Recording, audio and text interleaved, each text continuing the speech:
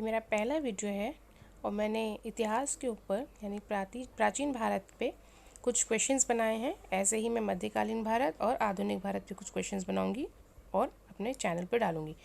अगर आपको मेरा वीडियो अच्छा लगता है तो कृपया इसे लाइक कीजिए, शेयर कीजिए और सब्सक्राइब ज़रूर कीजिए। Thank you so much. चलिए स्टार्ट करते हैं पहला क्वेश्चन। तो पहला क्वेश्चन है, हिस्टोरिका पुस्तक के लेखक कौन थे? तो हिस्टोरिका पुस्तक के लेखक कौन थे? उसका आंसर है हेरोडोटस। हेरोडोटस ने ही हिस्टोरिका पुस्तक लिखी थी और ये इन्हें इतिहास का जनक बोला जाता है। बाकी मैंने कुछ ऑप्शंस लिखे हैं, उन ऑप्शंस के बारे में भी आपको मैं बताऊंगी। मेगास्थनीज जो है, मेगास्थनीज सेल्यूकस निकेटर के दरबार में राजदूत थे और ये वहाँ से इनको सेल्यूकस निकेटर ने चंद्रगुप्त मौर्य के दरबार में भेजा था। इनकी पुस्तक है indica which is very important. अगर आपको भारतीय इतिहास जानना है, मौर्य इतिहास जानना है तो इंडिका जो है काफ़ी हद तक उसमें सहायक होती है। टॉलमी जो है, इन्होंने एक पुस्तक लिखी थी ज्योग्राफी। ये ज्योग्राफी एस्ट्रोनॉमी के काफ़ी जानकार थे। ये ग्रीक स्कॉलर और हिस्टोरियन थे। प्लिनी ने लिखी थी नेचुरल हिस्टोरिका और ये लैटिन भाषा में थी इनकी। ठीक है, तो अगर इसका आंसर देखें तो बी। अगला क्वेश्चन पे आते हैं, भारतीय ऐतिहासिक कथाओं का सबसे अच्छा क्रमबद्ध विवरण किस साहित्यिक स्रोत से मिलता है? ऐतिहासिक कथाओं का सबसे अच्छा क्रमबद्ध विवरण पूछा है तो इसका उत्तर होगा सी, पुराण। पुराण 18 हैं और प्रत्येक पुराण में किसी न किसी वंशावली के बारे में हमें जानकारी मिलती ही मिलती है। जैसे विष्णु पुराण में मौर्य साम्राज्य के बारे में, वायु पुराण में गुप्त साम्राज्य के बारे में और मत्स्य पुराण में सातवाहन वंश के बारे में हमें जानकारी मिलती है। इसी तरीके से उपनिषद जो है वो 106 हैं, लेकिन 12 ही प्रमाणिक हैं, 12 को ही प्रमाणिक बोला गया है। उसके अलावा वेद जो हैं वो 4 हैं, सबको पता होगा। ऋग्वेद, यजुर्वेद, अथर्ववेद और सामवेद, ये 4 वेद हैं, बहुत इंपॉर्टेंट है। पुराण 18 मैंने आपको बता ही दिए हैं और वेदांग 6 हैं। ठीक है, जैसे ज्योतिष है, कल्प है, निरुक्त है, छंद है, इसी तरीके से इसका आंसर है पुराण। ठीक है, चलिए अगले क्वेश्चन पे आते हैं। भारतीय पुरातत्व सर्वेक्षण ASI की स्थापना कब की गई थी? तो इसका सही उत्तर है 1861 में। 1861 में इसकी स्थापना की गई थी और इसके जो सर्वेक्षक थे पहले वो थे अलेक्जेंडर कनिंघम।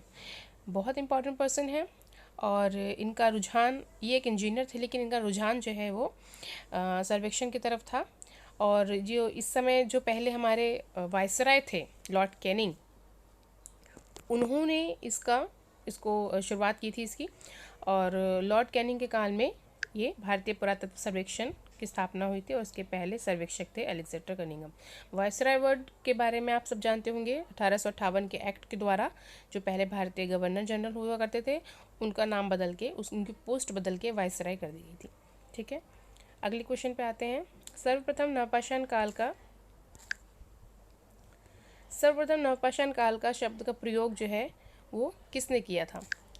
तो ये इसका आंसर है सर जॉन लुबाक। ठीक है, सर जॉन लुबाक जो है उन्होंने सबसे पहले इसका अपनी किताब इन्होंने लिखी थी 1865 में, प्री हिस्टोरिक टाइम्स। उसमें इन्होंने सबसे पहले नियोलिथिक एज या नवपाषाण काल शब्द का प्रयोग किया था। बाकी ऑप्शन देख लेते हैं। विलियम डीबी ने कार्बन 14, आपने सबने सुना होगा कार्बन 14 विधि, जिसके द्वारा हम किसी चीज़ के उसका समय पता करते हैं कि वो कितनी पुरानी है। तो हड़प्पा काल में इस विधि का प्रयोग किया गया था चीज़ों को जानने के लिए। कार्बन 14 विधि जो है वो सजीव चीज़ों पे ही अप्लाई की जा सकती है, जो कभी निर्जीव रही होंगी उस पे से उसका कालक्रम का पता नहीं चलेगा।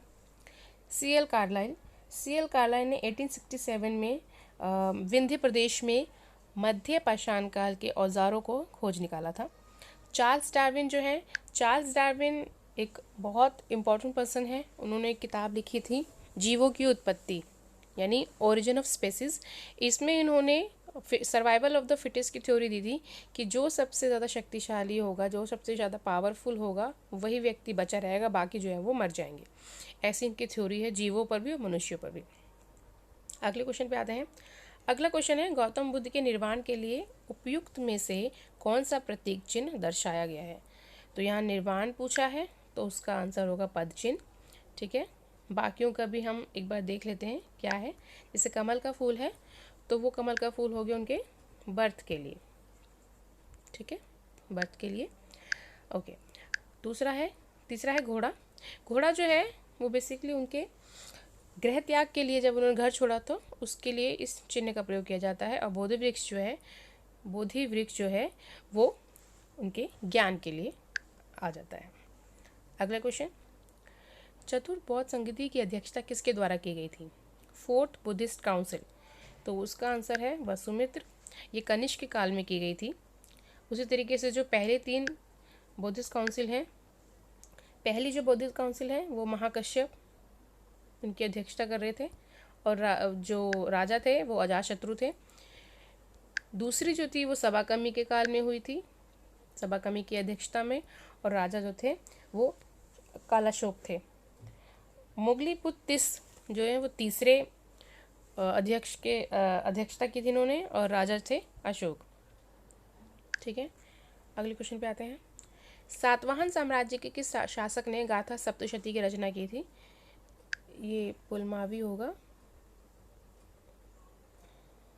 ठीक है, इसका आंसर होगा हाला।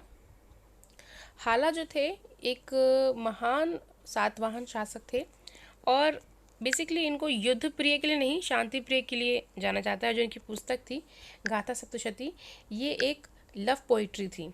ठीक है, लव के बारे में इसमें ज़्यादा बातें की गई हैं। पुलमावी भी एक सातवाहन राजा थे, और गौतमी पुत्र सातकर्णी तो बहुत ही सबने इनका नाम सुना होगा। ये तो काफ़ी महान शासक थे सातवाहन साम्राज्य के। सिमुक जो हैं वो सातवाहन साम्राज्य के फाउंडर थे, संस्थापक थे। सातवाहन साम्राज्य के बारे में थोड़ा सा मैं आपको बता दूं। सातवाहन साम्राज्य जो है ये, इनकी जो भाषा थी वो प्राकृत थी, और सातवाहन साम्राज्यों ने ब्राह्मणों को भूमि अनुदान बहुत बड़े लेवल पर दिया था, इसलिए इनका नाम ज़्यादा इम्पोर्टेंट हो जाता है। सातवाहन साम्राज्यों ने बहुत से धातुओं से सिक्के बनाए थे, लेकिन गोल्ड के सिक्के इन्होंने नहीं चलाए। इन्होंने सबसे ज़्यादा जिस धातु का प्रयोग किया था वो था सीसा धातु का। ठीक है, अगले क्वेश्चन पे आते हैं। गोमतेश्वर की मूर्ति कहाँ स्थित है? तो इसका सही आंसर होगा कर्नाटक। कर्नाटक में मैसूर नाम तो सबने सुना होगा। वहाँ के एक राजा थे, गंग वंश के चामुंड राजा थे। तो वहाँ के राजा ने श्रवण बेलगोला नाम एक जगह है कर्नाटक में, वहाँ पर इन्होंने बाहुबली की मूर्ति को स्थापित किया था। उसको गोमतेश्वर की मूर्ति ही बोला जाता है। नेक्स्ट क्वेश्चन, वे प्रथम व्यक्ति कौन थे जिन्होंने सिंधु घाटी सभ्यता के पहले अवशेषों या टीले के विषय में 1826 में जानकारी दी थी? इसका सही आंसर है चार्ल्स मैसन। चार्ल्स मैसन ने 1826 में सबसे पहले जो ब्रिक्स हैं, ईंट हैं, उनके बारे में जानकारी दी थी। ऑप्शन ए जो है अलेक्जेंडर कनिंघम, इनके बारे में मैंने आपको पहले ही बता दिया है। ये हमारे एएसआई के फर्स्ट सर्वेक्षक थे। दयाराम साहनी 1921 में इन्होंने हड़प्पा सभ्यता की खोज की थी सर जॉन मार्शल के नेतृत्व में। माधव स्वरूप वत्स जो है वो 1926 में फिर इन्होंने उसी जो उत्खनन हुआ था हड़प्पा सभ्यता का, मोहनजोदड़ो सभ्यता का, उसको इन्होंने आगे बढ़ाया था। ठीक है, आगे बढ़ते हैं। हड़प्पा सभ्यता में डॉकयार्ड, जहाज़ों की गोदी में हमें किस प्रमुख स्थल से प्राप्त हुई है? तो इसका सही आंसर है लोथल। ये वेरी इंपॉर्टेंट, लोथल बहुत इंपॉर्टेंट है हड़प्पा सभ्यता में। ये अहमदाबाद ज़िले के भोगवा नदी है, वहाँ पे इस स्थल को खोजा गया था। और ये जो स्थल है बहुत इम्पॉर्टेंट है। यहाँ से हमें चावल के दानों के बारे में भी पता चलता है। 1957 में इस स्थल को SR राव ने खोजा था। ऐसे ही हड़प्पा सभ्यता जो है वो 1921 में दयाराम साहनी द्वारा उसका खोज किया गया था रावी नदी के तट पर। मोहनजोदड़ो जो है वो सिंधु नदी के तट पर राखलदास बनर्जी द्वारा, और धौलावीरा जो है वो 1990 में गुजरात के कच्छ जिले में इसको खोजा गया था। ऋग्वेद में सबसे अधिक किस शब्द का प्रयोग किया गया है? तो ऋग्वेद में सबसे अधिक पिता शब्द का प्रयोग किया गया है 335 बार। ऐसे ही जन शब्द का जो प्रयोग है वो तकरीबन 275 बार किया गया है। गंगा नदी का सिर्फ एक बार, याद रखिएगा, सिर्फ एक बार, और यमुना नदी का 3 बार जो है इसका प्रयोग किया गया है ऋग्वेद में। अगले क्वेश्चन पे आते हैं। आर्यों के मूल निवास स्थान से संबंधित कौन सा विचार सबसे सटीक है? तो इसका उत्तर होगा मध्य एशिया। ये विचार दिया था मैक्स मूलर ने, और इसी को ज़्यादातर लोग मानते हैं, क्योंकि मध्य एशिया में एक अभिलेख, प्राचीन अभिलेख मिला है तकरीबन 1400 ईस्वी पूर्व पुराना, बोगास कोई में। वहाँ पे कुछ देवता मिले हैं, उनके नाम मिले हैं उस अभिलेख में। वही वो देवता हैं, जैसे इंद्र है, नासत्य है, जैसे बहुत सारे देवता जिनके बारे में हमें आर्यों के यहाँ ऋग्वेद में भी हमें पता चलता है। तो इसलिए वहाँ से इसको हम रिलेट कर सकते हैं। उत्तरी ध्रुव जो है, उत्तरी ध्रुव जी जो विचार है, ये किसने दिया था? ये दिया था बाल गंगाधर तिलक ने। ठीक है। तिब्बत के बारे में बताया था दयानंद सरस्वती ने, और दक्षिण रूस के बारे में बताया था गॉर्डन चाइल्ड ने। अगले क्वेश्चन पे आते हैं। किस ग्रंथ के द्वारा हमें यह जानकारी मिलती है कि अशोक ने अपने 99 भाइयों की हत्या करके सिंहासन प्राप्त किया था? तो उसका सही उत्तर है सिंहली अनुश्रुति। इसी में ये सब चीज़ें लिखी हुई हैं कि अशोक ने अपने 99 भाइयों को मार के गद्दी प्राप्त की थी। जैन अनुश्रुति में हमें पता चलता है कि ये इसने अपने पिता की मर्जी के खिलाफ जाके मगध पर शासन किया था। दिव्य वदान में भी उसके प्रारंभिक काल के बारे में पता चलता है। राजतरंगिणी जो है वो कल्हड़ ने लिखी थी, ये बहुत इंपॉर्टेंट है कश्मीर का इतिहास जानने के लिए। और इन्हीं में इन्होंने लिखा है कि जो अशोक था वो शिव का उपासक था, और कश्मीर में इन्होंने वितस्ता नदी के ऊपर श्रीनगर राज्य की स्थापना की थी। अगले क्वेश्चन पे आते हैं। प्राचीन भारत में सबसे पहले मनुष्य ने किस धातु का प्रयोग किया था? सो आंसर इज तांबा। ताम्रपाषाण कालीन संस्कृति के बारे में सुना होगा, जब तांबा और पत्थर दोनों का मिला के यूज़ करके धातु बनाए जाने लगी, चीज़ें बनाई जाने लगी, तो ये वो काल है। और मानव ने सबसे पहले तांबा का यूज़ किया था। लोह का यूज़ मानव ने तकरीबन 1000 ईस्वी पूर्व किया था। एटा में एक जगह है अतरंजी खेड़ा, वहाँ से हमें लोहे के साक्ष्य मिले हैं। कांसा जो है वो तांबा और टिन को मिला के कांसा बनाया जाता है, और हड़प्पा सभ्यता में इस धातु का प्रयोग खूब किया गया था। शुंग वंश का संस्थापक कौन था? शुंग वंश का संस्थापक था पुष्यमित्र शुंग। ठीक है।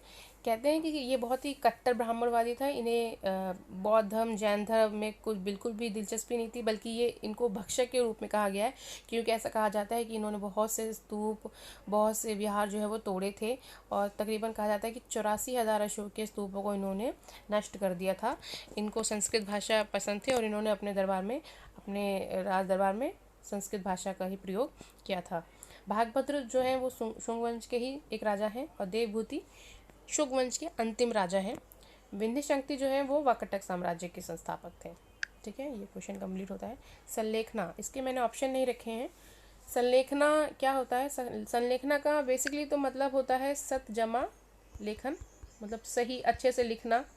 लेकिन अगर हम ये देखें कि ये किसी धर्म या संप्रदाय से जुड़ा है, तो यस, ये जुड़ा है जैन धर्म से।